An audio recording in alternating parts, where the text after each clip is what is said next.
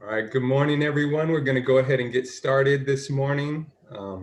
Looks like we have a wonderful group of people with us today. I'm so glad you all are able to attend. We have a wonderful program for you today. My name is Jonathan McAllister. This is my wife, Tiffany, and together we lead the children's ministry here at Zoe Christian Fellowship in Whittier. Monique Allegria is actually on the call as well. She leads our preschool group. She's our preschool coordinator.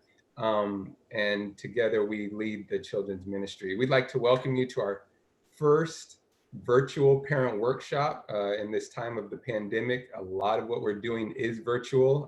So this is a new experience for us. It's exciting to have this morning. Our topic for today is helping your children thrive during the pandemic.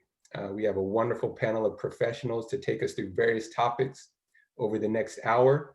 But before I introduce our speakers for today, I just want to note for everybody that everyone is going to be muted for the duration of the meeting.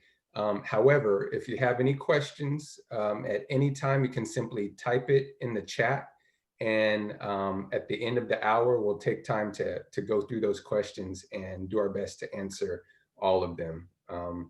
Our panel of professionals today is a varied group, including Dr. Christina James, a credentialed school psychologist and educational psychologist in private practice.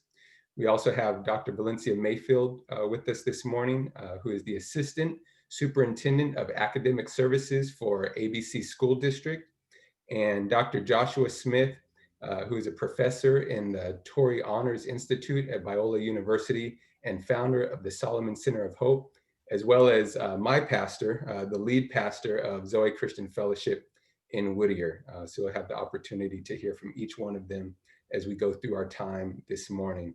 And now that you know a little bit about our presenters today, we want to take some time to know a little bit about you. We have a few polling questions we'd like to go through this morning and have you all answer on your screen. Keep in mind this is completely anonymous, but what this will do is will give us all the opportunity to share this morning. So Jessica, can you present our first polling question? So first polling question, how would you describe the academic success of your children during the pandemic? Okay, we're starting to get some answers coming in here.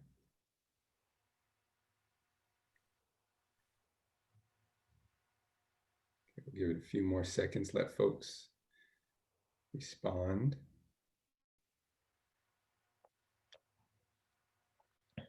Okay, looks like the majority of folks are saying average, and understandably so. It's a different time. So you know, learning is a little bit different. Okay, our next question, thank you for answering. Our second question is, how would you describe the emotional state of your children during the pandemic?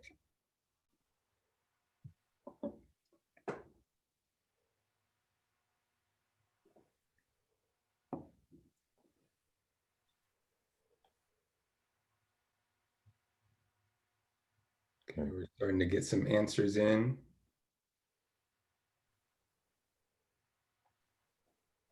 Give you all a little bit more time. I see a few folks still answering. Okay. All right, let's see the results here. So overwhelmed and lonely seems to be the majority. I see a few happies. Again, you know, the time that we're in, and this is exactly why we're having the workshop this morning, because of this, you know, this very feeling. Our last question this morning, excuse me. As a parent or caregiver, how would you describe your emotional state during the pandemic? So we want to know about you. How are you doing?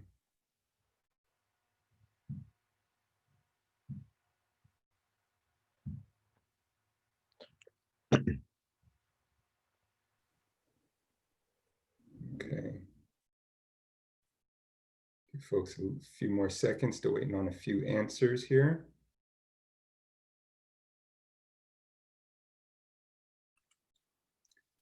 Okay, looks, okay, overwhelmed, anxious. Understandable. Again, exactly why we're having this workshop this morning. We hopefully by the end of this hour, you guys will feel a little less overwhelmed, a little less anxious, and we can leave you with some tools to move forward this morning. And just want to say thank you for your participation in the poll. We have a lot to go through this morning, and I don't want to waste any more time, but seeing the responses this morning, I believe we are all in the right place, right where we need to be. So with that said, we're going to go ahead and get started with our first presenter. Dr. Christina James, I'll go ahead and give you the screen.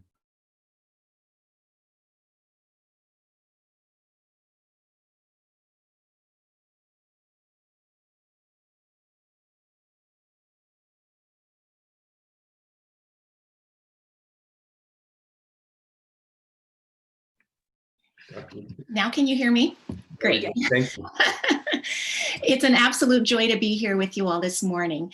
In addition to being a school psychologist and an educational psychologist and a university faculty member, proud member of Zoe, most notably, I am a parent, parenting through this pandemic. My husband and I share 3 school-age children. We have an elementary school-age child, a middle school-age child, and a high schooler. So we really are in the trenches, and much of what I have to share today and much of what's going to be discussed with the other panelists are very relevant to my daily lived experience as well. So I have a few ideas that I'd like to share from the research and from my practical experience supporting families during the pandemic, and then also some of our just lived experiences parenting through the pandemic as well. The first question that I just want to clarify is, do kids have mental health needs? I have had multiple conversations with parents, especially prior to the pandemic, where that was a question parents would ask me. What mental health problems could my child have? What do they have to worry about? All they have to do is enjoy life, and I'm the one who, needs to worry about whatever the factors are that might be stressors in life. But I want to just really highlight the fact that it is important for us to be mindful of our children's mental health, particularly during this time. Disruptions to daily life during the pandemic, anxiety about contracting COVID-19, and social isolation right now are all taking a toll on children's mental health. From the middle of October, when the pandemic began, through, from the middle of March through October, the proportion of emergency room visits related to children's mental health rose dramatically for school-age children and adolescents compared to the previous year, according to the CDC report that was just issued last month. These findings provide for us initial insight into children's mental health in the context of the COVID-19 pandemic, and it really highlights the importance of continued monitoring of children's mental health throughout the pandemic and improving healthy coping strategies and resiliency, not only among children, but among our families as well. Now for tweens and teens, and you'll hear me refer to tweens, and those are our older elementary students, our older elementary kids from about age 8 or so through 12, and then our teenagers from 13 through about 18. The quote, enduring uncertainty of the pandemic really represents a major challenge for them because they're at a crucial stage of their development. They struggle with seeing down the road in a post-pandemic world. Tweens and teens really struggle with what we call planning, and that measure of executive functioning skills rooted to their prefrontal cortex development. It's very hard for them to see down the road because of the stage of development that they're in. And so they don't do well with delayed gratification. So all of these milestones that they're losing, rites of passages like graduation functions, birthday parties, athletic events. They're felt deeply, deeply. It's not something that can just kind of be shooed away. My own high schooler, she'll be turning 16 this school year. And so that's something that we're thinking about very deeply. How can we really make this a special event? Because this is a major milestone. You know, you were expecting a Sweet 16 bash. You know, she's been watching the Sweet 16 reality shows since she was in elementary school. And so this is a major milestone. And so we're really carefully considering how can this still be special for her, because we recognize that this is a very crucial stage in the development.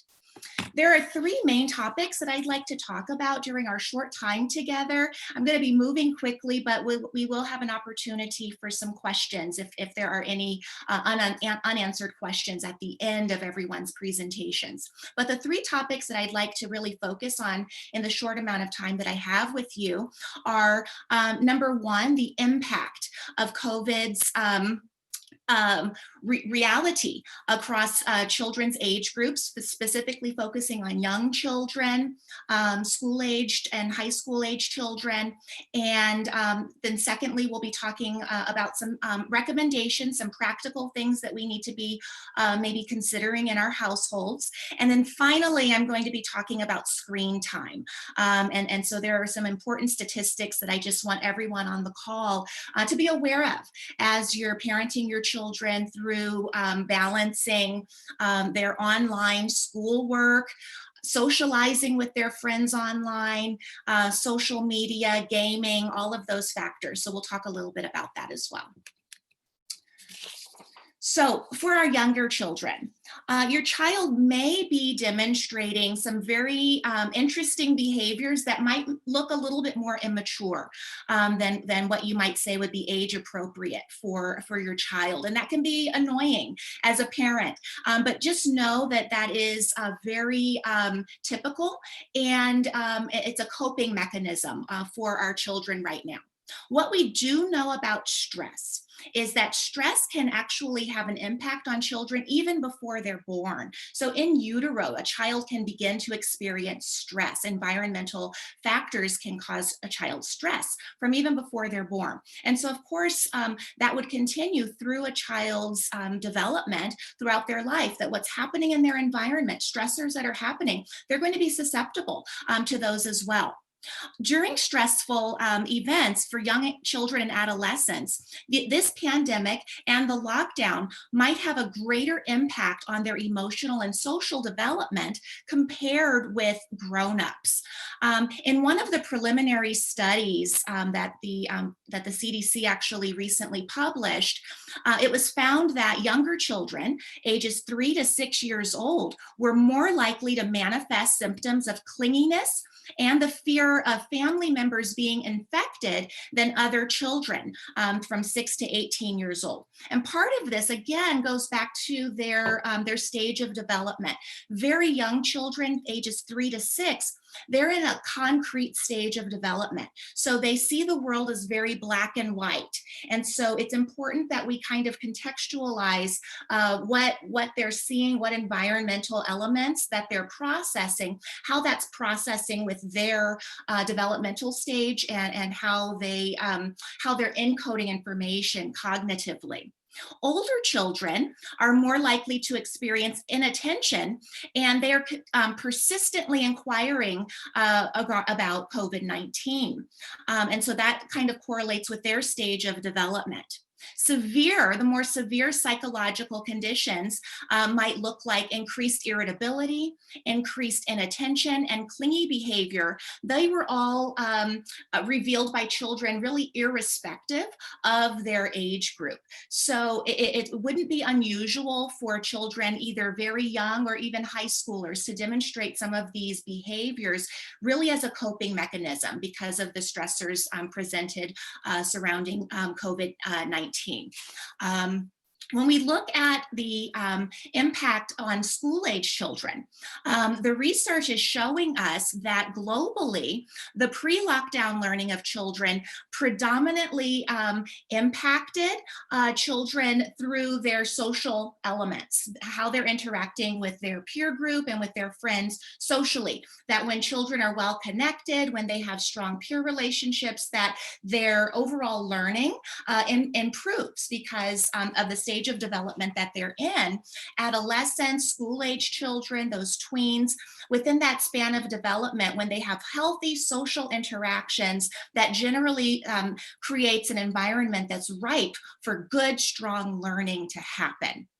Now we're in the pandemic, and so many of those social pieces have been taken away. Recess has been taken away from our elementary school age children. Passing periods have been taken away from our middle schoolers and our high school students. Practices for a lot of the sports have resumed here in Southern California, but what if for those of us whose children maybe aren't involved with sports on campus? Those natural social opportunities aren't present for them in the same way that they were prior to the pandemic. Again, kind of laying that foundation for the cognitive learning to happen at an optimal rate in the classroom. So now what we have is the nationwide closures of schools and colleges. What we're showing in the research is that that has impacted negatively over 91% of students, school-age students are reporting a negative impact on their academics as a result of COVID-19. The home confinement of children and adolescents is associated with anxiety, uncertainty, which is attributable to disruptions in their education, physical activities, and again, opportunities for socialization. Absence of structured setting for the school for a long duration results in a disruption in routine, boredom, a lack of innovative ideas for engaging in various academic and extracurricular activities. Some children have expressed lower levels of affect. So they're just they just have a flat affect. They don't really demonstrate a lot of emotion.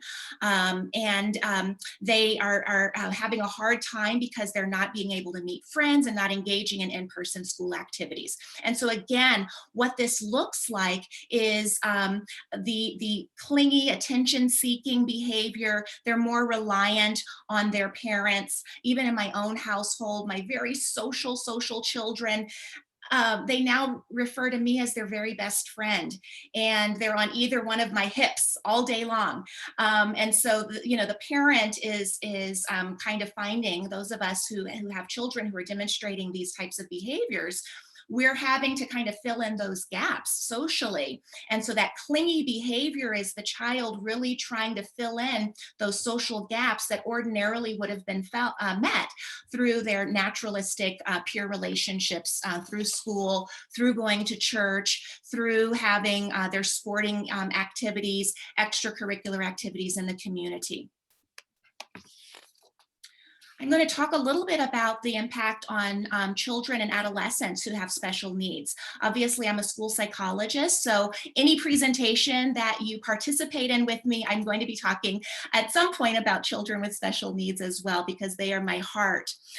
Children with specialized learning needs are especially at risk during this time.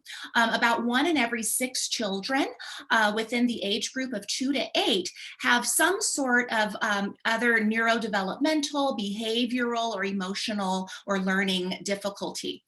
So we're talking about attention-seeking behavior, maybe related to even their diagnosis of autism, ADHD, a learning disability, or some other type of developmental delay. What we might see again in this population of students, of children, is just a heightened need for additional support, which is kind of truncated because of where we find ourselves in the levels of support. What I do want to highlight with this particular slide is if you have a child who is receiving services through an IEP at their public school, that your child's public school is still required to implement the IEP and any assessments that may be needed for your child as a result of their triennial evaluation, or maybe there was an initial assessment for eligibility that was in process prior to the pandemic. The federal government and the California Department of Education has not amended any of those timelines. So the school district is still obligated to meet the needs of your child who has an IEP. But we might see a heightened level of temper tantrums, more conflict in the home, a regression on academic skills and therapy gains. All of those will be kind of natural outcomes to where we find ourselves in the pandemic. So where do we go from here? We have so many concerns and our children have questions. The first thing that I want us to remember as the parent is for us to stay calm. I often will use the analogy of a thermostat and a thermometer. A thermostat sets the temperature in the room. We set the tone. A thermometer responds, right, to whatever the temperature is in the room. It goes up and down, it reads the room, and it moves based on whatever the energy, whatever the temperature is in the room. So what my first encouragement to us as parents is to make the decision ahead of time on what the tone is going to be in the household and for that day, that we set the tone. We set the tone of calm, we set that tone of reassurance, and our children are going to react to our energy and to what we say and to our tone and how we say it. So the calmer that we seem, the more relaxed our child is going to be. We reassure our children that they are safe. We kind of give them that beat, hear what they have to say, but everything is going to be okay, and let them know that it's okay to be upset, but I have some coping mechanisms that I use. This is how I'm dealing with some of my stressors, modeling that in front of them so that they can learn how to cope from us. And then finally, we want to obviously always stick to the facts. So, and in the next slide, I'm going to just share briefly what some of the facts are that you might want to share. But be wary of having conversations, like adult level conversations about maybe conspiracy theories, questionable information, whatever may be swirling around on Facebook on that particular day. To have those conversations maybe privately with your significant other or other adults, making it very pointed, the information that you decide to share with your child about the pandemic. So here are some facts about COVID-19 that you may want to discuss with your children. This is a slide that will be made available to you. That you can revisit following the presentation. But essentially, stick to the facts of what we know is to be true about the coronavirus, stick to the facts of what we know to be true about what we can do to maintain our own safety, what we can do to be good citizens to ensure the safety of our community. And you can review the elements on this slide, and there's a hyperlink there too as well for you if you'd like more information. I also like to encourage our families to maintain routines. If that is something that you already have in place, keep it up. If routines are not already established in the household, I encourage you to begin to implement some routines. One of the greatest gifts we can give to our children as parents is predictability.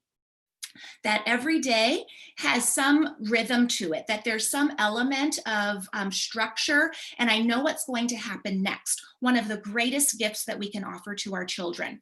My parents offered me this great gift, both of them as teachers growing up, where we just had a very routine and predictable kind of rhythm and hum to my childhood growing up. And now as an adult, I realized what a gift that was for me to have and to walk into my adulthood, to really have that foundation of a routined life. Routines are especially important when we have increased uncertainty and stress. When the world around us is uncertain, when we can offer certainty to our children, it is a huge gift to them.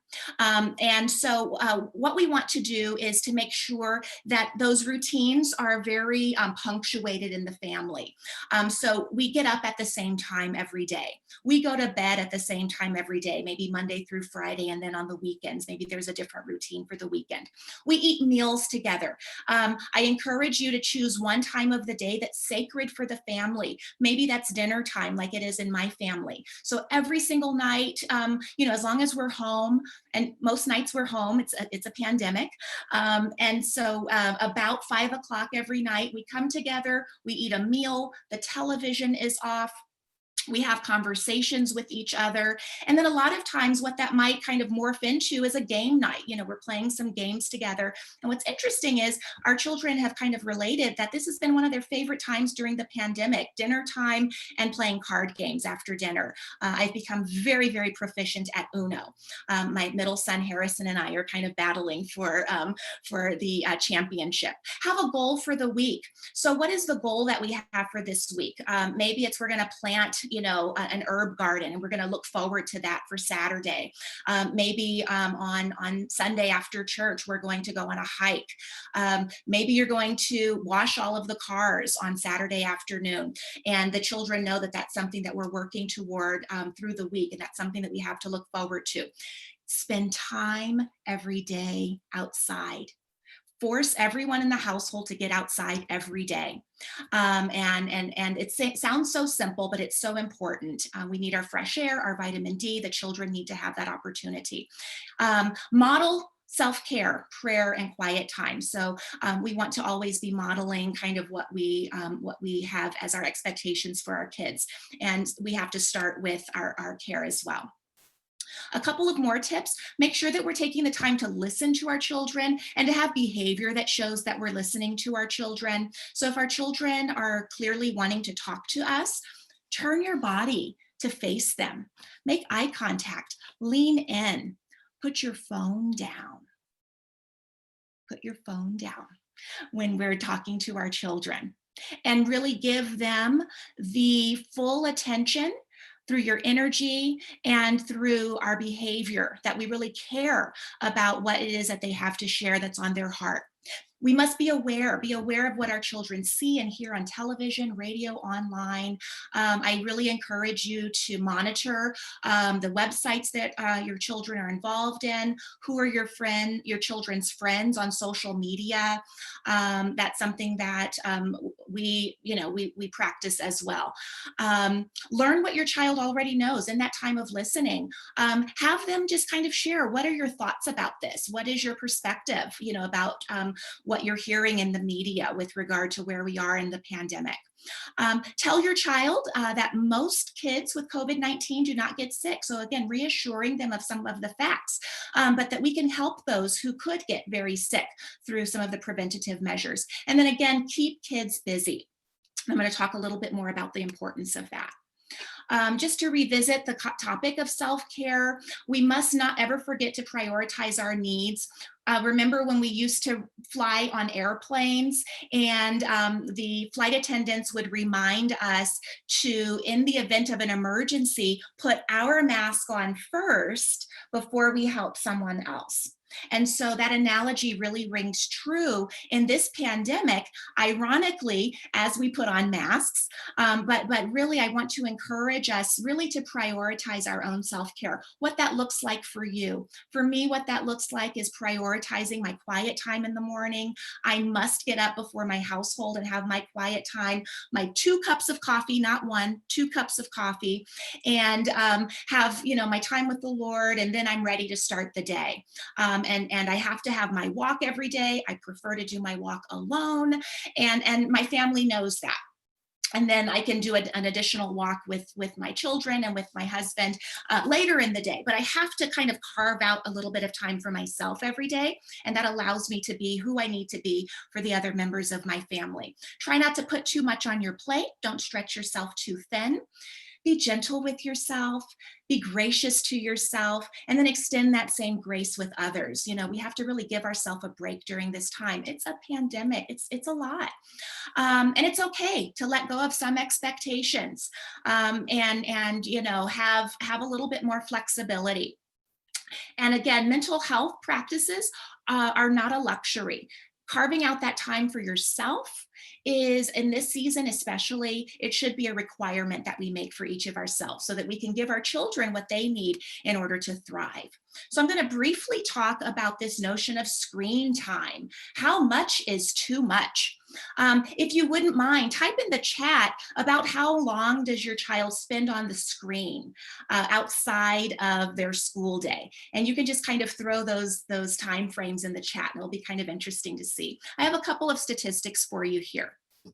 29% of teen smartphone owners say that they've been woken up by their phones during the night by a call, a text, or a notification. Why is that a problem? Part of that reason that's a problem is that for a child's healthy brain development, they need between 9 to 11 hours of really good high quality sleep. And if we want to move that needle over on the lesser end, really no less than 8 to 10 hours of high quality sleep each night, uninterrupted deep sleep, in order for a child to have proper brain development. And that doesn't go away as they enter adolescence. An adolescent still needs about 8 to 10 hours of good high quality sleep a night. So if they're getting woken up by alerts and text messages and notifications, that's interrupting their high quality sleep, notwithstanding all of the other concerns that exist with that disruption. 57% of all teams agree that using social media often disrupts them when they should be doing homework. 72% of teens believe that tech companies manipulate users to spend more time on their devices.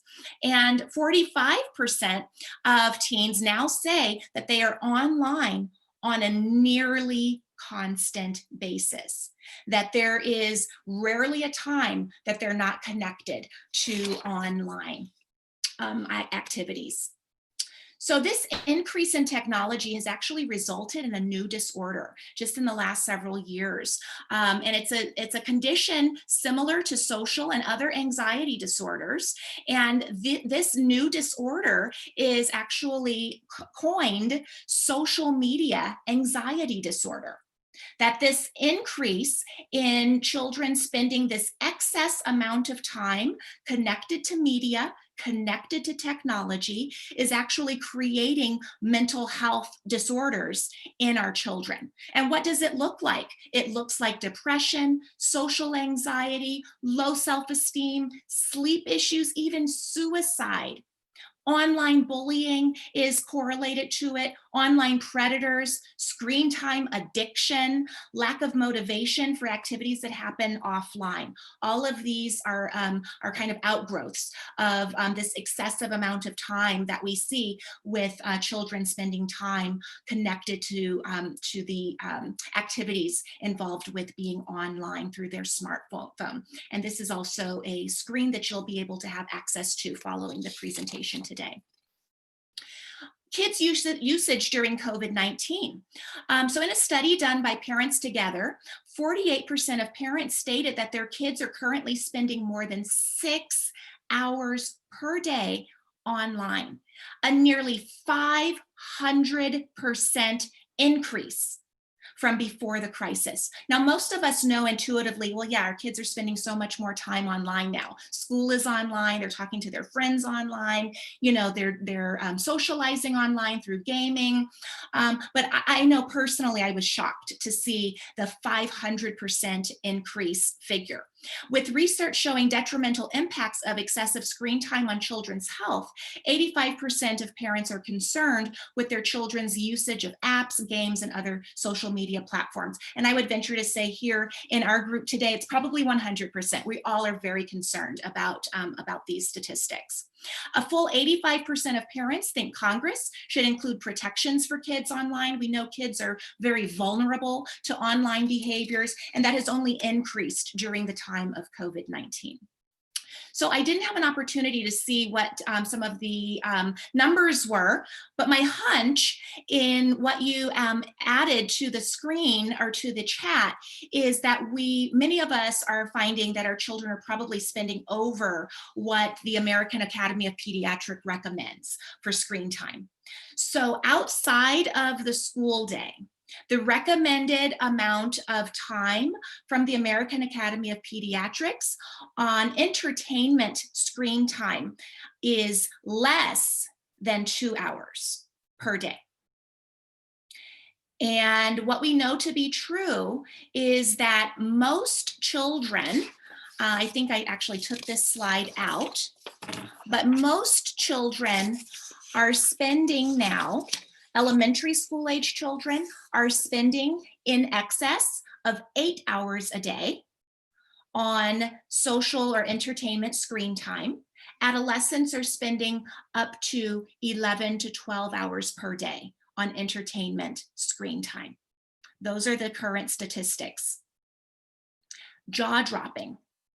More time than most of us would probably spend in a work day doing productive work for society, our children are spending on entertainment screen time. That amount of time should be less than 2 hours. So what that would equate to, what I would do is put it in very practical terms for our children. No more than 2 programs, maybe 2 of your favorite programs. Each one is maybe 40 minutes per day. After homework, you can watch 2 of your favorite programs, and that's entertainment. On the weekends, same thing.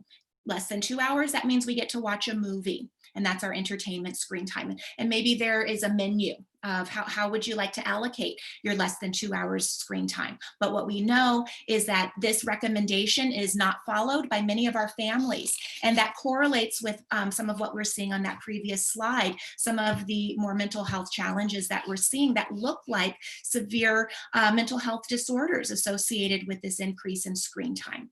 So what we know is that if we take something away from a child, we have to replace it with what we call a functionally equivalent replacement behavior. So if we're taking away 6 hours of screen time, what are we going to replace that with? So we have to have a plan if we're going to be taking away some of this excess screen time of how we're going to meet the needs that our children have through that screen time. So if they were socializing with their friends on that screen time, are there maybe other ways that we can think creatively for our children to socialize outside of a gaming app or outside of texting through social media? Maybe we can meet at a park and social distance. Maybe we can do a fundraiser together in a socially distanced manner. Discover LA County Trails, a fantastic website. We've been using that to allow our children to have some socially distanced meetups with some of their friends on beautiful trails. We're outside, we're walking, we're discovering new areas of our community. We're socially distanced, we're wearing masks, but it kind of hits on a few different points that we find valuable for our family dynamic. But this is also a website for you to have some creative ideas to include potentially some other activities in the home, and you can access these resources and others that will be made available to you to just really kind of think outside of the box to increase our child's opportunities for replacing those behaviors. Finally, I'd like to just leave you with the Lord offers so many promises to us in Scripture that when we ask for wisdom, He gives it to us. So I just encourage all of us to just really pray and remember that the Lord has us all in His hands, and that when we pray for wisdom, He will give it to us, particularly during this time of raising our children in the pandemic. I want to encourage us not to fret or worry, as I talked about earlier.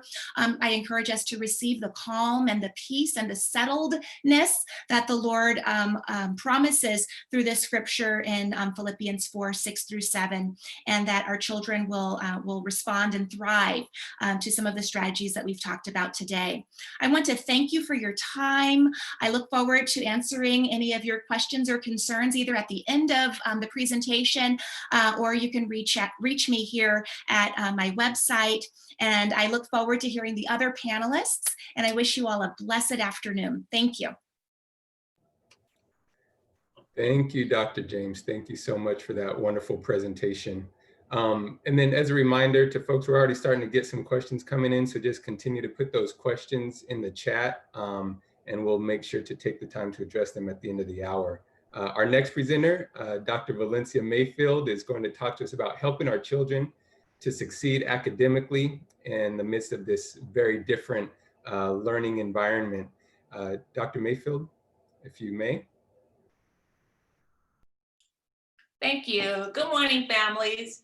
I want to start my presentation by actually saying I want to pause for a moment and actually ask you to breathe. So let's just take a minute. And I want you to relax. And I want you to breathe.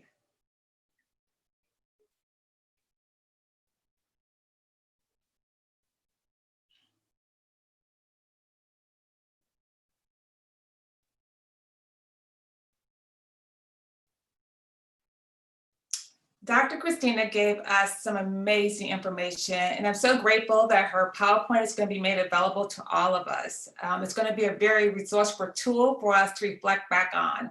And so as you're hearing today's information, I want to say to you, we don't expect you to memorize all of this. We don't expect you to be able to go and say like, oh, I'm going to do all of this today. I'm thinking back to the poll that Jonathan had us to do at the beginning of the presentation.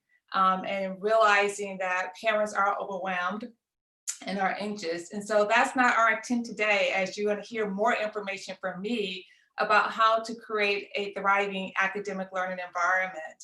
And so in my PowerPoint presentation, I have a lot of information, but it's really intended for you to be a tool after the presentation. So I really would prefer that you don't stress out about trying to take notes, trying to keep up with a lot of information, but just to relax, be a part of a conversation, listen, and then you'll have the PowerPoint. And when you get the PowerPoint, use it as a checklist. Use it as a tool to go back and say like, okay, I'm doing that. Okay, I'm not doing that. Okay, I can work on that.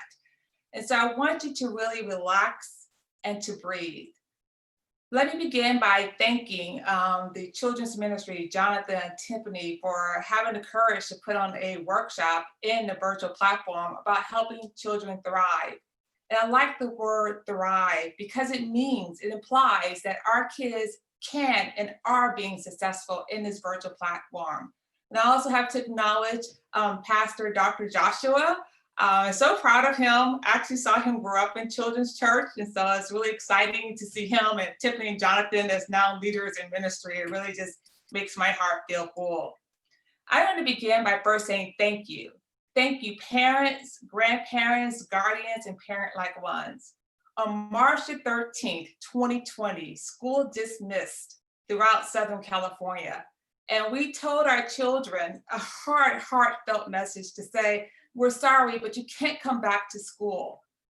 That was devastating for our children, for our parents, and for us as educators. This is my 32nd year in this business. And never before in my career, my profession that I chose, did I have to say, kids, don't come back to school. Go home. And say, parents, take on the responsibility of not just partnering to come alongside of me, but really a strong leadership role in educating your children at home. And so I just have to begin by saying thank you. You've done an amazing job. You've been handed a difficult hand of cards to deal with, and you're managing it, you're doing it.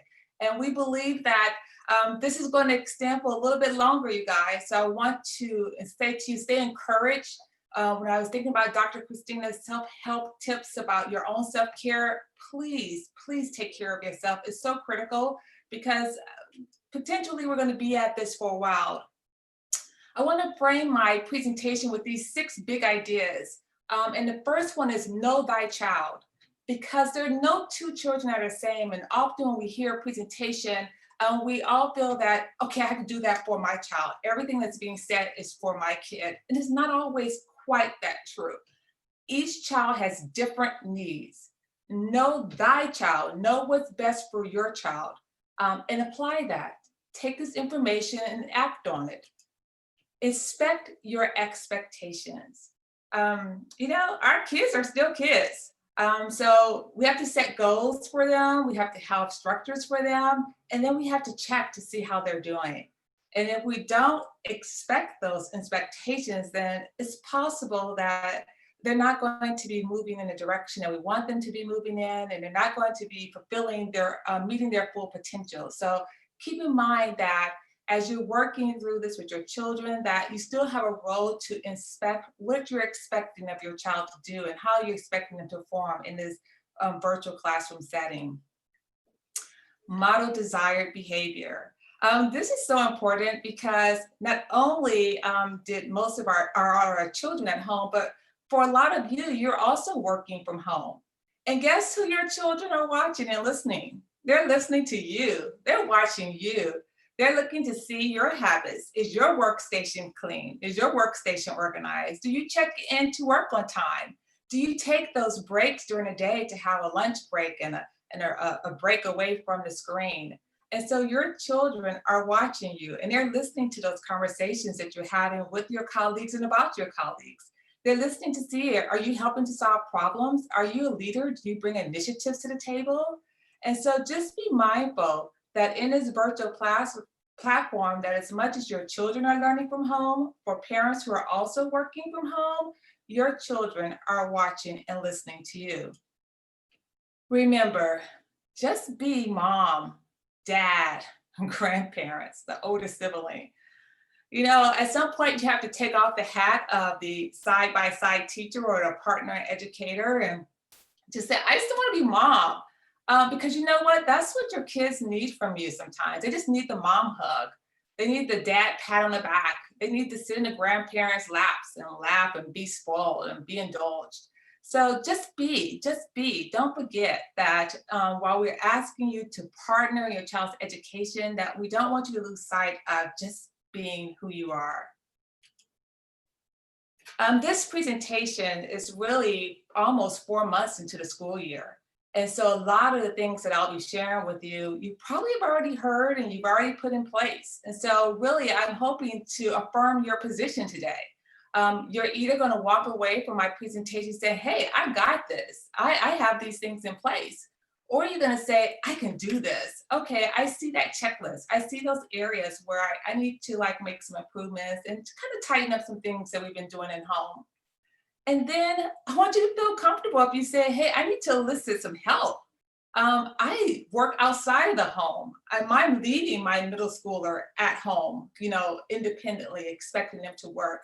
I need to have a caring adult who can maybe call and check in or stop by and knock on a door and make sure that they're logging into class. So it's okay to elicit help. But today I'm hoping to affirm your position in this world of educating your children in the virtual academy. And grace. This goes back to my opening about breathing.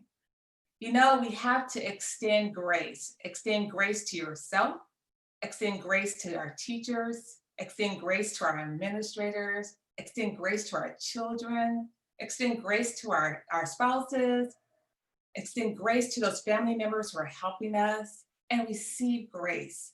This is a time when we have to be okay. We have to forgive ourselves. We have to say that I can't do all of that any longer right now, because now I'm responsible for also being a clear partner in my child's education, coming alongside the teacher, the classroom teacher, to support my child at home in their learning experience. So give yourself some grace, extend grace, and receive grace. I want to keep this presentation very practical. These are just going to be some tips that are critical, I think, for creating the conditions for your child to learn at home. And again, you don't need to write all of these things down. You're going to have access to the PowerPoint. And when you get it, I want you to just use it as a checklist. Create it like a little rubric to say okay, this is where I am in the context of meeting this recommendation for creating the conditions for my child to learn and be successful in this academic virtual platform. So I'd like to begin by talking about the learning space. The learning space is where your child goes every day to focus on learning. And I recognize that that looks different in every home. For some homes, the learning space is the dining room table, the kitchen table. It could be in the bedroom with a TV tray pulled up. It could be sitting on the floor in the living room. And I know that every family dynamic is different. I know that there's some families that live in small apartments and they may have 4 or 5 children who are learning virtually. And so whatever that learning space is for your child, I want you to consider how you may kind of structure it and help it to be an environment where your child can really just focus on being a student and focus on learning. So the first thing I would encourage you to do is to assess the learning environment and to go through it and eliminate and remove as many things as possible that may be a distraction for your child. And so if they're in their bedroom or in a shared bedroom or a shared space, you may have to pack up some of those games and toys and move them out of the space so that they're not distracted by them. They're not kind of wondering like, I can't wait till she's done talking so I can go play that game over there. Cell phones. Some teachers are using cell phones as part of the academic learning environment. So ask the teacher, and if that's not the case, it's okay to put the cell phone in a basket on top of the refrigerator, out of sight, out of mind, so they can focus on learning. TV should be off, radio's off, and I'm talking specifically when classroom instruction is in play, when students are engaged in live instruction. If they're sharing space with students with a sibling at the table, you may have to take those old cardboard boxes that we used to play with when we were children, or when I was a child in school, and we had these little cubicles. And you can just take a piece of cardboard and create that little cubicle for your child so they can stay focused and not be distracted by another sibling. Now I circled the word pets because pets can be emotional support or they can be a distraction. But you know your child, and you know if your child is rubbing that pet as a form of comforting them, soothing them, helping them to stay relaxed while they engage in class. Or you know if that pet is a total distraction and they're just playing with that dog or tossing things to the cat and they're not paying attention to the classroom teacher. So know thy child and know how these elements in their learning environment are affecting their ability to focus on learning. Establish a clear learning space. And again, I know this can be challenging for some homes if students are sharing a space that's also lived in space throughout the rest of the day. But with that said, try to carve out a space where this is my designated learning space for school. This is where I'm going to sit every day. This is where my supplies will be placed every day. This is where my device is going to be located. So in the morning when I wake up, I already know to go to that learning space. It's like going to school. I'm getting up, I'm going to go to that space that I'm familiar with. And I know when I get there, it'll have all the tools and things that I need to be a student for the day. And I would encourage you to engage your child in creating these learning spaces, especially at the elementary level. It can be fun. I choose to have a plain blank wall behind me. That's by choice, by design, to be honest. But let kids do some creative artwork and hang that artwork behind them. Let them choose at the middle school and high school. Let them choose some cool, appropriate posters and hang those behind them. And so let them choose how they want to personalize this learning space as their workspace for this home learning situation. And make sure that is a place where they feel safe, where it could be visible to the classroom, because we really are asking children to turn their devices on. And when those devices are on, it's so important that we're mindful of what's being seen behind us. So that, again, it's not a distraction to the other students in the classroom, but it also doesn't become something that the child may feel, embarrassed by or have comments made to them based on what's behind them. So be intentional about what's behind you. To me, it's just really easy just to back my desk up against a blank wall. But you decide what that looks like. But again, give them some choice in creating that learning space. I love when Dr. Christina talked earlier about routines and schedules, and I found this quote. I'm sorry, I'm turning my heater on and off, so when you see me tilting over, that's what that's about. I love this quote. It says, schedules are incredibly important. Children thrive on structure and routine. It helps them feel safe and helps them understand what's coming next. And Dr. Christina spent a lot of time talking about this, and I was just like, right on. That really enforces what's important for children to feel safe in this virtual learning environment. Those morning routines are important. They should feel like they're going to school. You'll be surprised that when I visit classrooms and I see students who are still in their pajamas and still in bed, that's just not a ready position to be a learner. They're not in a ready state to say that I'm here, I'm at school, and I'm ready to learn. And so while it may be convenient, it's just not putting them in the best position to demonstrate scholarly behavior.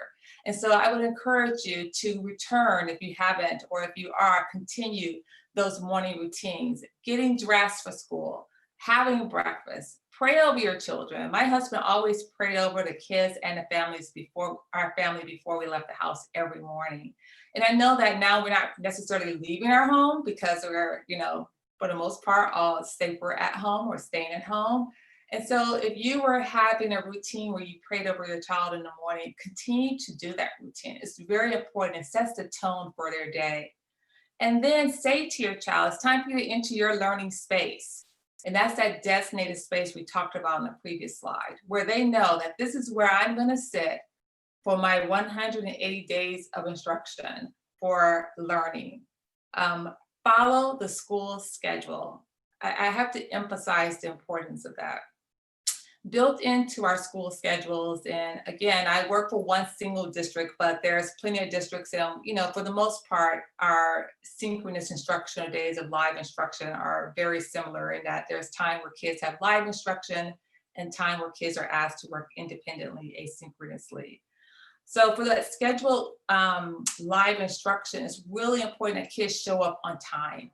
If that means using a watch, using an old-fashioned, clock that has a timer, so that the timer goes off. If it has a bell sound, that's great. So that they're entering the classroom and that they're transitioning as they should from one subject to another, especially if there's screen time or screen break time in between those subject areas. Take scheduled breaks. Right on, Dr. Christina, when she was talking about the importance of getting outside, being physically active, minimizing screen time, and give children choices. Let them choose what they want to do during that playtime.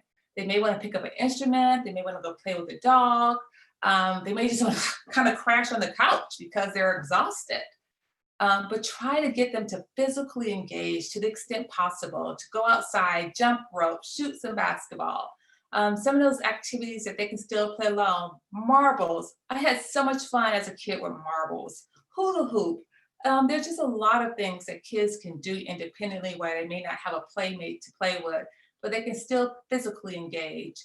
And so it's really important for kids to take those scheduled breaks during the day.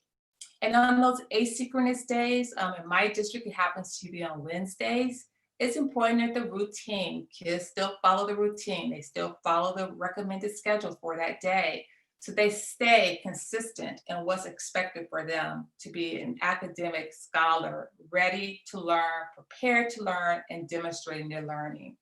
Those after school routines are also important. The meal time, homework time, and preparing the learning space for the next day.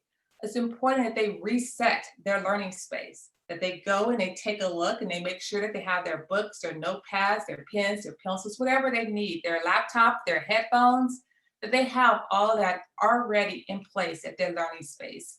So that when they wake up the next day, they're not trying to, scramble around to find those things. They're ready to enter their learning space and they're ready to be a student. And again, playtime is so important, and we want to just encourage them that they go to bed on time. Again, I love that Dr. Christina talked about bedtime. Personally, you guys, I try to get 9 hours of sleep. Yeah, my kids tease me because I go to bed at 9 o'clock. I found out going to bed early, I eat less and I watch less junk on TV. So it's a win-win. And so as caregivers for your children in this learning environment, as much as you're trying to put them to bed at early on time, I would encourage you to go to bed as well. The virtual classroom is where students are demonstrating that they are learners. I want to talk a little bit about logging in versus engagement and participation. We're tracking our students logging in, and we have a high attendance rate. We have over 98%, 99% attendance every day, better than when students were in person. But just because children log in, it does not mean that they're engaged. It doesn't mean that they're participating.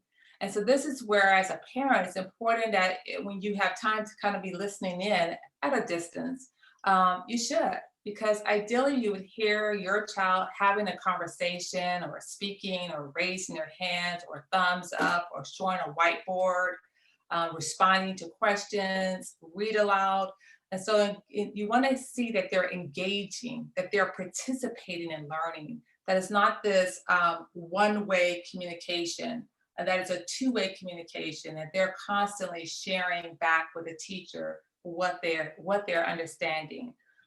It's a way that teachers can to assess what kids are learning is formative assessments, like they're being informed of what kids know and are able to do by how they're responding in this virtual learning space. It's important as parents that you're aware of some of the resources that are available to help your children. Most of the textbooks are electronic, and most of those electronic textbooks have supports built within them. Reading support, where the students can actually push a button and the text would read to them. Students can have highlighting features in some of their books. They have a note-taking section in some of these electronic books. There's also embedded tutorials in some of these books. And so if they need to go back and revisit a concept, a lot of times there are embedded tutorials that they can go back and watch. And sometimes there's level books, meaning that they take the content and shift it to a reading level that is more comprehensible if a child is not reading on grade level. Make sure your child knows how to access their assignments in the virtual world, as well as complete and submit those assignments. Students are being asked to take tests in the virtual learning environment. So again, when we're talking about eliminating those distractions, that's really important when they're in that test-taking situation. Make sure your child knows how to post comments and give feedback and how to raise their hand. And so it's real critical that as parents, we know our child knows how to demonstrate their learning in this virtual classroom. Also, when we're in person, if a kid needs help, it's a little bit easier to notice it because the teacher can obviously see that a student is struggling when they walk past them. They may say to that child, hey, stay after school, or come in at snack or lunch for extra help. And so it's real important that we are noticing if our child needs some extra help and we're requesting that help, and our child knows how to communicate and use email as a way to request help and ask for support and ask for the teacher's office hours, and if necessary to call and do a virtual conference with the teacher as well. So Tiffany and I had a really good conversation about this, how much is too much of helping your child. And I was thinking about that conversation, and it's really a balancing act. And what I want to remind parents is that keep in mind, eventually your child is going to go back to school. And when they go back to school, you don't get to go with them every day. You don't get to sit next to them every day. And so it's really important that they are learning how to be an independent learner. An independent learner. That's the goal, an independent learner. And so start thinking in your mind, if you're one of those parents who have been working very closely side by your child, it's time for us to talk about how do we transition from dependence to independence and help them to work more independent of your help and you needing to be present. And I have here again some list of things you can do, like ask clarifying questions. Why did you do that? Or how did you do that? Provide opportunity for them to demonstrate understanding. So if they come to you and say, I don't know how to do this, first challenge them by saying, tell me what you do know. Tell me what your teacher showed you. Ask them to show you examples. Most cases, teachers are modeling problems before they ask kids to do it independently. So ask to see those examples. And then when you do help your child, model it. Don't just do it for them. Show them your thinking. Think out loud. Well, let me see it. I think first I want to compare this to this, or first step is this, second step is this. Oh, this is why I'm doing this. So engage in that think aloud conversation so that they can hear your thinking and understand how you got to the answer that you will reach and helping them with their work. Provide help when they request it. And so sometimes it's good to let them initiate the request for help. But if you notice that it's clear that they need support, then offer that help, but offer it as a come alongside partner by first giving them the opportunity to always demonstrate what they know. Our kids know a lot. Our kids are sharp. They may not have the full understanding, but they also know what they don't know. And there are a lot of things that they do know. And we have to make sure that we first provide the opportunity for them to show what they know. Earlier, when I talked about, modeling desired behaviors, that's important because, again, not only are they watching you, but there are some specific things that you can do to model habits of successful scholars. Prepare to learn every day. Again, that's that organized workstation. Knowing how to advocate for themselves, how to ask for help, and how to express interest is so important that we teach our children that skill set very early on in age. Good study habits. And I know that looks different in this virtual platform, but kids should still be studying. They should still have that time outside of school where they are reviewing materials, that they're rethinking their notes, they're doing some reflection on their assignments. And so those good study habits are so important, even in a virtual platform.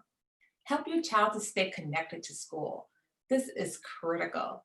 Even if they previously had not been involved in clubs, music, or sports, just help them to connect to something, help them to be involved and engaged in school in a meaningful way, and encourage them to be involved in different leadership opportunities at school as well. Dr. Christina spent a lot of time on this, so I really won't go into much of this, but I want to just highlight a couple of things. If you're having tension with your child over homework and over school, learning activities, take a break. This is a marathon. It's not a sprint. So take a break and breathe. Help your child to relax and breathe. Notice when they're feeling overwhelmed and ask them to pause and breathe. Try to talk with them to gain an understanding of what are those factors that are creating stress. You may have to revisit some of your inspections and expectations and adjust them in a manner that is more suitable for where they are. Implement some of those brain breaks where they're just kind of walking away from the learning environment to do something enjoyable, something more relaxing, something less stressful. And don't hesitate to reach out to the teacher and site administrator for support. We are here to help you. We want you to be successful as parents, partnering with us and educating your children, and we want our kids to be successful as well. So don't fear about or don't hesitate to reach out for help. Motivate and celebrate. Be your child's biggest cheerleader. Make a purpose, be very intentional about telling your child that I'm proud of you because I appreciate when you do this. I believe you can do this. We have to be our children's biggest cheerleaders. We have to make this a priority. Our children have to know that they are making significant gains and making significant progress, that they're doing a great job. We have to validate our children by letting them know that we are proud of them.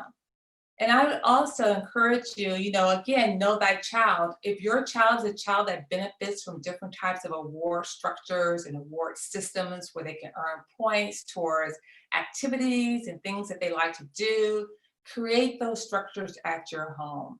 That was a real biggie for me with my son Joshua when he was growing up. He thrived off of earning money.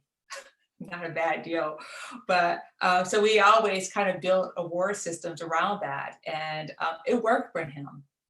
So know thy child. My other child, she didn't need that. She was, self-motivated. So, but know thy child and know what they need. But I would just say that, every child benefits from knowing that their parents are proud of them. Access to school resources. Schools received and districts received additional funding to support the learning environment.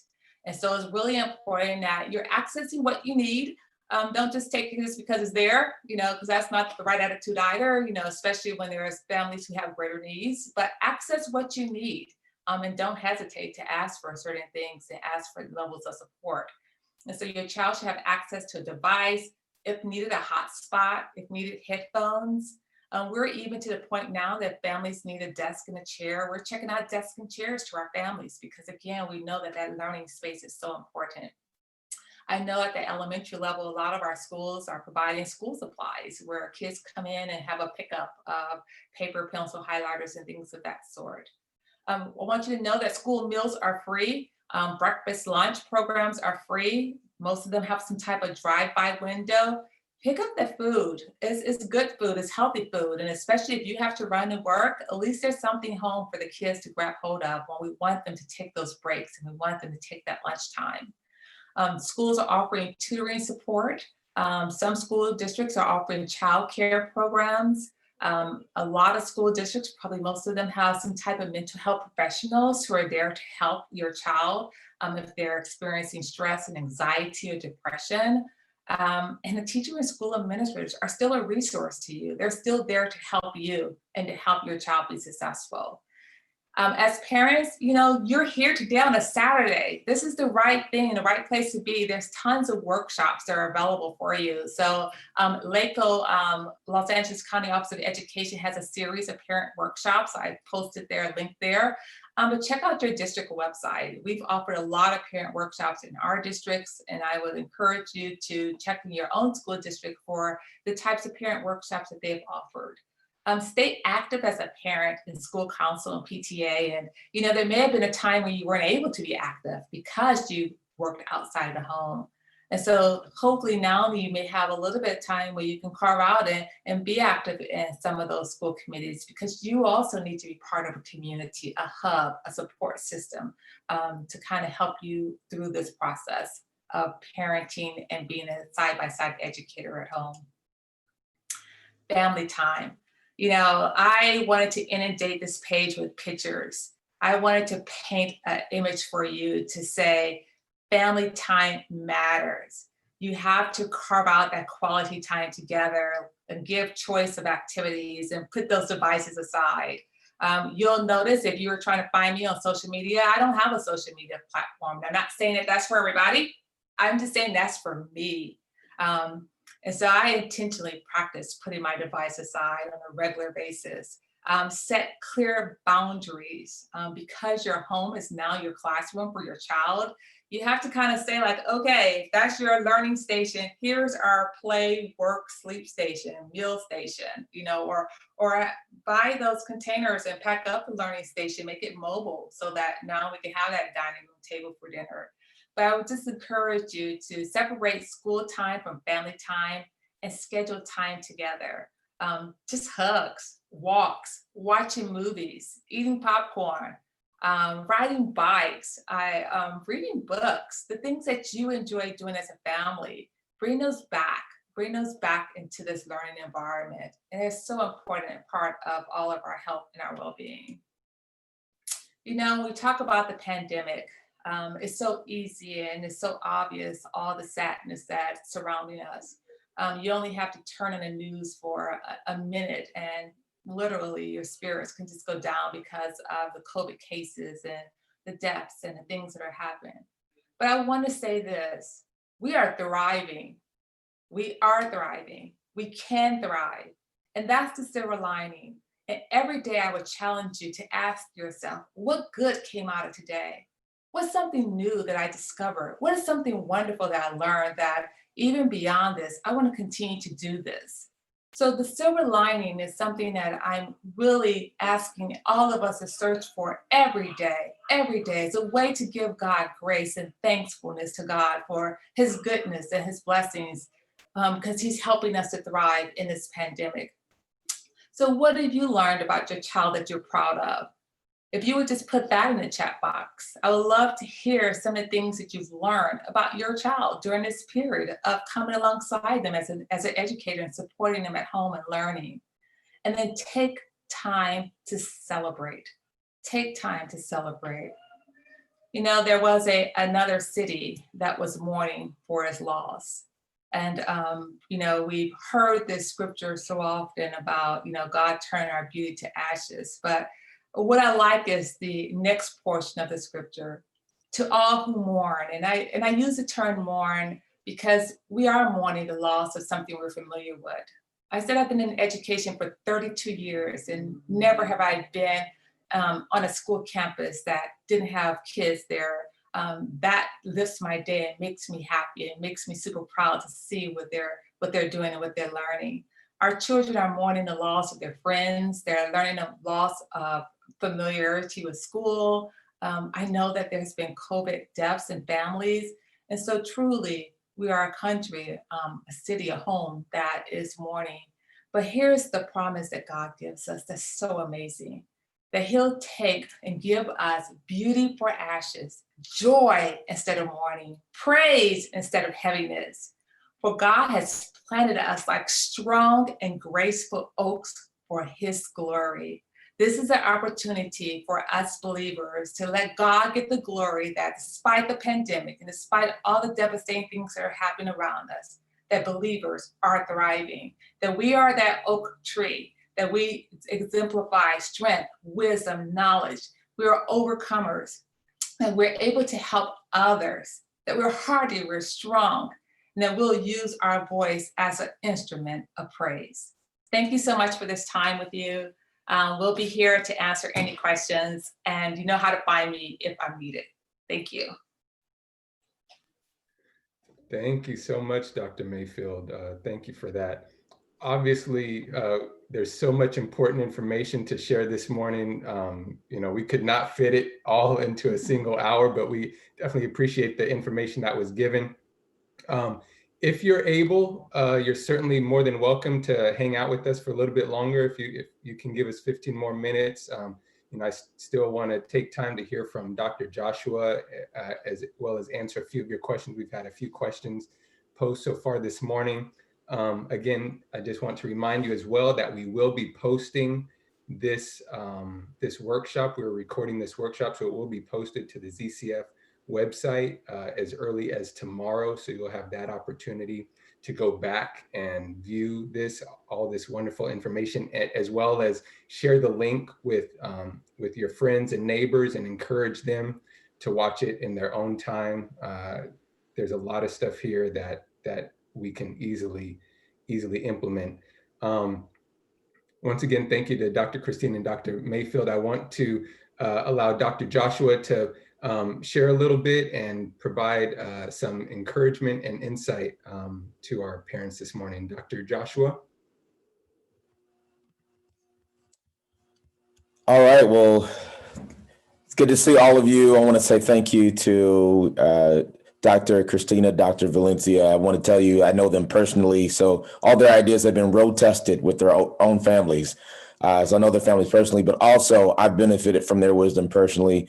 Dr. Christina, her and her husband Sato, they teach a parenting course that our church has hosted. And let me tell you this, when we offer it again and you hear of it, you should definitely sign up for it. I'm a pastor, but I've learned so much from both of them about parenting principles we implement today. My children are in the school district that Dr. Valencia oversees as assistant superintendent. I was educated in that school district. So just want to let you know all these things that they're presenting are very practical. I'm going to be with you for about 10, maybe 15 minutes tops, just to let you know. And I want to make sure you have time to ask your questions and get responses to them. I'm going to tell you, I'm going to talk about parenting in quarantine, but really I'm going to talk about what you do to handle any kind of challenge or conflict. When I say any kind, all problems have a similar kind of anatomy to them. And we tend to respond to crisis moments the same way. Based upon oftentimes when we face challenges growing up very early, we develop a set of strategies or tactics, some of them good, some of them bad. But regardless, there are ways in which we approach a problem and we bring that with us everywhere we go. And so I just want to bring a perspective on this, that really problem solving can be like putting a puzzle together. Putting a puzzle together is a problem. But we don't look at it that way. We look at it like a game. We bring our creative resources to the table. We look for different pieces. And I think that's the attitude that we need to have with this. You may have heard this before. I think you know this. We're not the first group of folks to deal with a national crisis, a global crisis. I think about people who went through the Great Depression, who experienced World War II, World War I, the Spanish flu, all kinds of things. Those things were not easy. And yet there were people, many of whom had a hard time. But there's always people who found ways to be creative. Some people even found ways to thrive in those contexts. And so how can we take those emotional, spiritual, intellectual resources and bring those matters to bear on our current situation? So I want to deal with one concept in particular is this concept of have to. This concept of have to. There's all kinds of restrictions we have in our lives, legally, medically. If you live in LA County, there's been some very recent restrictions and a disappointment to many of us. Even some of us for some of the minor ways in which we've been able to gather. There's even more restrictions in recent days with respect to that. So what do we do with that? So I want to deal with this concept of have to, because we need to. The reality is have to is not real except in the most strict physical sense. That's really important to keep in mind. So when you go through your head and you say, like, how am I going to handle this situation? Well, I have to do this. I have to do that. Well, sometimes that's true. But the reality is that we have options. And the example I give sometimes is like, well, I have to go to work. No, you don't. You choose to go to work. You choose to go to work for reasons that are obvious. For example, you pay your bills, et cetera, et cetera. But really, you don't. If your job is giving you stress, you could consider another job. You could start a business. You could take money out of your savings or whatever it may be. I'm not saying to do those things, but my point is that it's not a have to. It's a choose to. And when something becomes a choose to, it's far more empowering than something that is required of you, right? So I want you to keep this in mind, because there are solutions to problems that if we remove the rule have to, there are options that open up. So when we get this have to, that my life has to be this way, and I'm going back to things that Dr. Valencia and Dr. Christina brought up with respect to our own stresses and our own sense of stress. We need to assess whether the sense of stress I'm having is an actual physical barrier, or are these internal dynamics, or these are rules that I created for myself that I've been using to navigate stress, but maybe they're not really rules. Maybe there's a way that I can move past this. Recently, I was challenged with with something I thought was a catch-22. But as I looked at it more closely, I recognized the catch-22 was because a rule I had in my head that I can't do this, but really I can. It just would be uncomfortable or inconvenient, but it's possible. And if I move in that direction, it can change my situation. So consider what I call the low decibel what if. You know, what if I tried this? But in most cases, you say, no, that's crazy. I can't do it. I can't afford this. I wouldn't have no time for this. I work at this time. I can't do it. But if you actually stopped and considered it, you realize, wait a minute, this is something I could do. It just would require A, B, or C. And I think that in this time of quarantine, in this pandemic, those are the kinds of things that have to be considered. You know, for some people during the Great Depression, it was a time of innovation because it forced them to consider things they wouldn't otherwise consider. And so when we think about potential catch-22s with respect to our own personal health and our children's personal health, and they have to go to school, we have to go to work, we have to stay in this house, it seems like you're confined, but actually there's a world of options if we consider some of those low decibel what ifs. Now, when you first think about, well, I can't do that, I can't afford that, or I can't do that, I have to go to work, or I can't do that, my kid has to do X. Maybe spend some time to consider it. Maybe the possibilities haven't opened because you actually haven't spent time to actually think about it. What if there is a way? Maybe there would be people who might be willing to help you with whatever the thing is that you're considering. The best solutions are often not obvious initially, which is why you have to give some consideration to the what if. Sometimes we're so quick to say, no, I'm never going to think about it. And we don't actually think about the rationality behind it. If we pull back the layers, again, it could be a rule. Some people, for example, one of the examples I have for some things is some things you won't try, not because they can't be done, but because we have a rule that says, I refuse to be embarrassed. Because there's the risk of being embarrassed if I move in this direction, or there's the risk of being rejected, or there's the risk of whatever those things may be. Sometimes those are the hidden reasons behind not moving forward in something. But again, in light of the times we're in, those are things we might want to consider. Perfectionism. I bring this up because I've been guilty of this myself, and I teach in an honors program at my university, and those honor students, they got full of perfectionists, right? This can be a challenge, especially in this time, because we can't expect things to be perfect. Perfectionism is not the pursuit of perfection, but the fear of imperfection. It's the fear we're going to fail. It's the fear we're not going to look good. And I've come to the conclusion in life, and it's been hard for me to come to this conclusion, but the vast majority of things don't have to be perfect. A resume needs to be perfect. A Broadway musical needs to be perfect. Hey, the person flying the plane we used to fly on, they need to be perfect. But beyond that, most things don't need to be perfect. They can be imperfected and work great. I mean, if you're a parent, we're all parents, we know this. There's a lot of things that our kids just don't care about. They're not going to be thinking about. They just want our love and attention and our value. And if everything is not perfect the way we imagined it, it's still okay. And this perfectionism requirement, it's one of those rule ruts, right? It's one of those things that can create stress. And so when we take the rule of perfection out of it, it really can allow us to have flexibility with ourselves, with our families, with our children. I already said this, few things have to be perfect to be effective. That's really important. I tell this to my students sometimes. I say, just get it done. Just get it done. You know, a completed assignment is better than an assignment you've tried to perfect and then it's late or it doesn't get done. I actually have students who don't turn things in because they're afraid of it not being perfect and they fail. Get it in. There's so much that can be done about saying that something is complete. And actually for someone like me who's goal oriented, being able to check off the box and saying it's done just does something for my soul.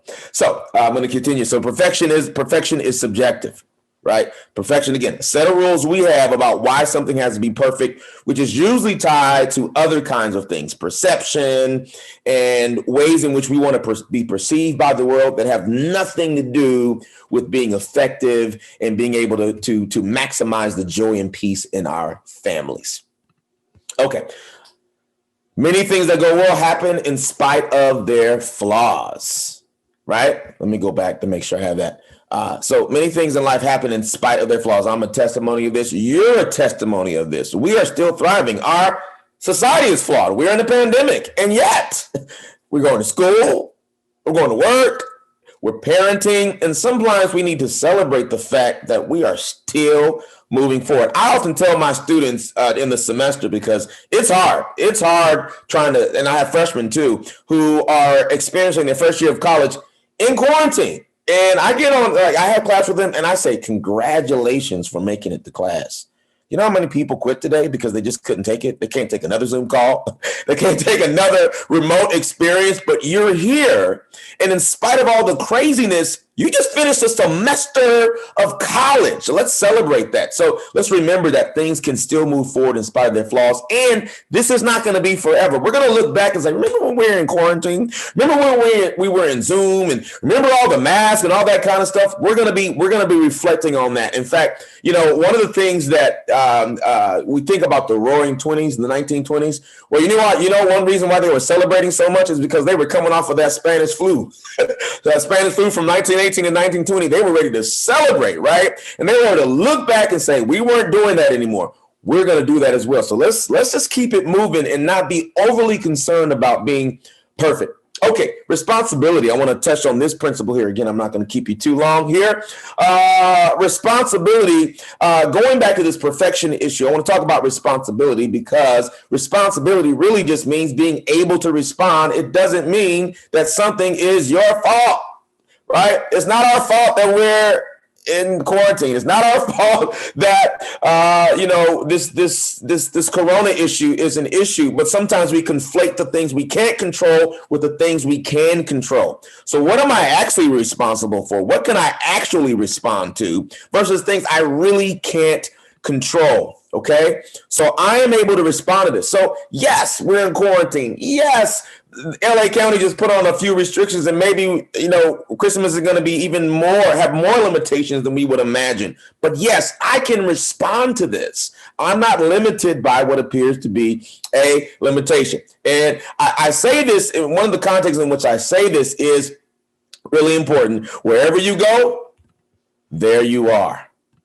Okay? Wherever you go, I have to constantly remember that, because what I try to keep in mind is that whatever I do anywhere is what I do everywhere. And so I'm always at the scene of the crime. Whenever there's a conflict, I'm always in the middle of the conflict I'm in. And so what can I adjust in me to change the outcome? My perspective, my mentality, my options, all those kinds of things. Okay, I think I said that already. Here's the one.